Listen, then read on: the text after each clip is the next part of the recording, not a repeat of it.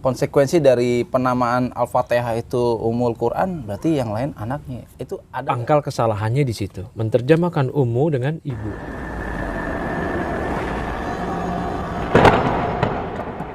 Assalamualaikum warahmatullahi wabarakatuh. Waalaikumsalam warahmatullahi wabarakatuh. Teman-teman semua di Sanggah Syubhat TV, balik lagi sama kita nih. Di sini dalam acara nongkrong malam sambil ngebahas sesuatu yang mungkin jadi bahan perdebatan dan kita sanggah, Ustaz. Syubhat pastinya ya? Pasti di kepala saya masih banyak syubhat-syubhat yang harus kita bahas gitu. Oke, kali ini gini, Tat. Saya pernah lihat di YouTube cuplikan video gitu, ceramah salah seorang dai. Inisialnya RB. Nah, dia berpendapat bahwa Al-Fatihah itu kan Ummul Quran, ya kan? Maka konsekuensinya gitu kan, berarti yang lain, itu nanya tuh ke jamaahnya, ya jamaahnya nggak jawab.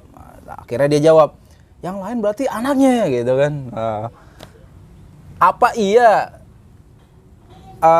seperti itu gitu? Konsekuensi dari penamaan Al-Fatihah itu Ummul Quran, berarti yang lain anaknya. Itu ada nggak?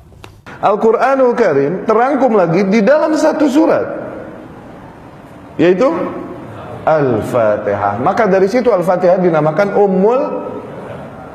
Artinya apa Ummul Quran? Ibunya Al-Quran. Oke. Kalau dikatakan Al-Fatihah adalah ibunya Al-Quran, maka maknanya surat Al-Fatihah adalah ibunya Al-Quran. Maka maknanya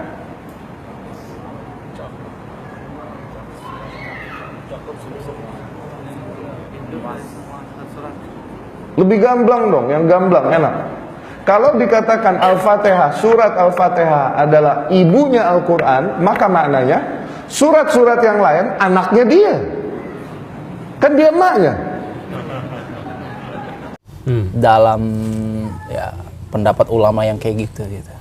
Baik, bismillahirrahmanirrahim. Alhamdulillah, salatu wassalamu ala rasulillah, mabad.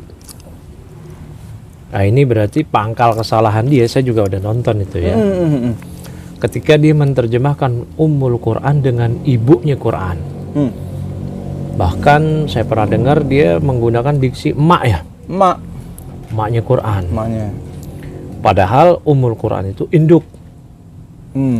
Jadi kenapa ummu itu selalu diterjemahkan ibu? Sama kayak ulama mengatakan kutubul ummahat. Itu maksudnya kitab-kitab induk. Bukan kitab-kitab emak. Begitu, kitab-kitab ibu. Nah, ini pangkal kesalahannya di situ. Menerjemahkan ummu dengan ibu. Akhirnya dia beranggapan kalau Al-Fatihah ibunya, emaknya, berarti yang lain Anaknya dong. anaknya. Nah, ini salah lagi nih. Perlu diketahui yang namanya Al-Quran kalamullah. Dan kalamullah adalah sifat Allah. Ketika kita membahas sifat Allah, harus dipahami kaidah penting dari para ulama. Al-kalam fi sifat far'un anil kalam fi dzat. Ketika kita berkomentar, berbicara, membahas tentang sifat-sifat Allah, itu adalah cabang dari pembahasan zat Allah. Kalau zat Allah tidak makhluk, tidak ada serupa satu makhluk pun dengan zat Allah, begitu juga sifat Allah. Al-Quran kalamullah. Kalamullah bukan makhluk. Kalau diserupakan emak, anak, Al-Fatihah emaknya, Al-Baqarah anaknya. Interaksi antara emak dan anak itu adalah makhluk. Sifat makhluk. Sifat makhluk. Sementara korelasi 113 surat di Al-Quran dengan satu Al-Fatihah, ya enggak? Itu bukan seperti hubungan emak dan anak. Ya. Nah, yang disebut oleh Nabi SAW Al-Fatihah itu Ummul Quran dijelaskan oleh para ulama. Ya, ini kita bawa yang paling mudah ini ya, penjelasan dari Syekh Shalih Al-Fauzan di risalahnya Syekh Muhammad bin Abdul Wahab, yaitu Ba'du Fawaidi Suratil Fatihah. Beberapa faedah surat Al-Fatihah, faedah tauhid. Ya, ketika di Muqaddimah Syekh Shalih Al-Fauzan menjelaskan tentang keutamaan Al-Fatihah atau nama-nama lain dari Al-Fatihah. Disebutkan nama-nama Al-Fatihah itu ada ya Al-Masani, Sabul Masani juga. Waktu sama dinamakan juga dengan Ummul Quran. Kenapa disebut Ummul Quran? Tadi jangan terjemahin ibunya Quran, tapi induk. Nah, kata Syekh Shalih Al-Fauzan, li anna umma syai'i al-aslu alladhi yarji'u ilaihi asy-syai'u. Karena ummu syai', ya, ummu syai' itu berarti induk sesuatu, landasan sesuatu, pokok sesuatu, induk sesuatu, dia adalah al-aslu. Dia adalah landasan, pokok, asas yang nanti selainnya, segala sesuatu yang lain akan kembali kepadanya. Dia pokoknya ini, cabang-cabangnya nanti kembali kepadanya. Ya, Al-Quran yarji'u fi ma'anihi ila ma tadammanathu hadhihi suratu. Dan Al-Quran semuanya 113 surat, dalam makna-maknanya itu akan kembali kepada kandungan yang ada di surah Al-Fatihah. Karena Al-Quran, kata para ulama di antara Ibnu Qayyim, semuanya berbicara tentang tauhid. Apakah tauhid rububiyah, uluhiyah, asma wa sifat. Semuanya itu kembali kepada Al-Fatihah. Di Al-Fatihah terdapat kandungan rububiyah, maliki yaumiddin. Terdapat kandungan uluhiyah, iyyaka na'budu wa iyyaka nasta'in. Ya, asma wa sifat. Ar-Rahmanir Rahim. Nah, Al-Quran semuanya berbicara tentang akidah, tauhid. Walaupun di situ ada perintah, ada larangan. Ada larangan dari bermaksiat, perintah untuk taat. Karena dengan taat, iman bertambah. Dengan maksiat, iman berkurang. Korelasinya dengan tauhid jelas ya. Kisah-kisah para nabi bagaimana yang di situ memupuk tauhid, dakwah. Nah, jadi Al-Quran induk Al-Quran. Al-Fatihah induk Al-Quran. Karena seluruh makna Al-Quran itu kembali kepada Al-Fatihah. Korelasinya seperti itu. 113 surat yang lain dengan satu surah Al-Fatihah. Bukan korelasi hubungan antara ibu dan anak. Kalau ibu dan anak jelas ini makhluk. Dan percakapan ustadz atau pembicaraan ustadz tersebut yang menyerupakan Quran dengan ibu dan anak itu jelas-jelas penyimpangan dalam bab akidah.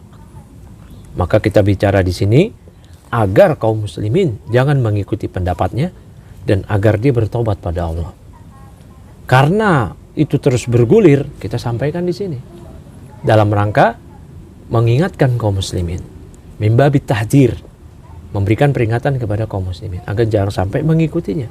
Karena berbicara tentang sifat Allah, Al-Quran kalamullah, bagian dari berbicara zat Allah. Jadi seperti itu. Jadi ini bahaya sekali kalau ini tidak diingatkan, tidak diberikan peringatan, dibiarkan begitu saja. Nanti kalau dia punya pengikutnya akan mengiyakan, akan membenarkan sesat berjamaah. Ini adalah akidahnya kaum Jahmiyah dan Mu'tazilah yang berkeyakinan Al-Quran makhluk dan berbicara seperti ini. Walaupun dia nggak terang-terangan ngomong. Dia mungkin nggak mengatakan, ya kita sangka baik dia berkeyakinan Al-Quran kalamullah. Tapi lawazim dari pendapat seperti ini adalah demikian.